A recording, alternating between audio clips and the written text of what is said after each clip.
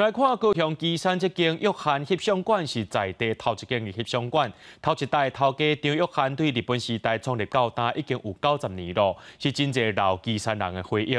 不过因为这翕相馆的建筑不上过久，目前已经停业，车股就要拆，未来会变做什么，也阁唔知影哩。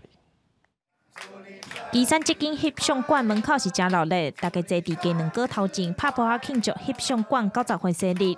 这间翕相馆对老旗山人应该袂差分，因为日本时代就有，伫旗山在地已经90档，店内也是保留日本时代传统翕相的设备。阮爸爸后爸，佮接我的手翕彩色，即马彩色到手机啊，我3代。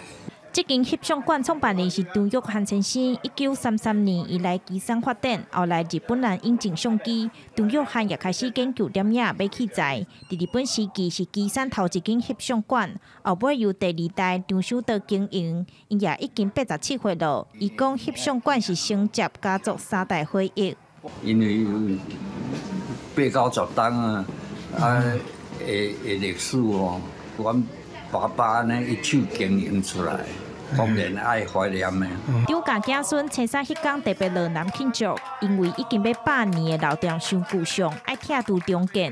在地旗山人知影消息，也感觉唔甘，想起过去家己结婚的相片拢伫遮翕的。这间店有旗山人共同的记忆。那我结婚相拢因翕的，算老古迹啊，无多时代变迁，你无贴也袂使啊啦，对无？基本上现在外面是没有这种照相馆的，所以这是他要改建的话，应该是算觉得蛮可惜的。张家第3代表示，店内100年翕相设备已经安置好势，改建工程按说明年完工，未来敢会继续做翕相馆，目前也未决定。记者钟义辉、邱朝阳高雄报道。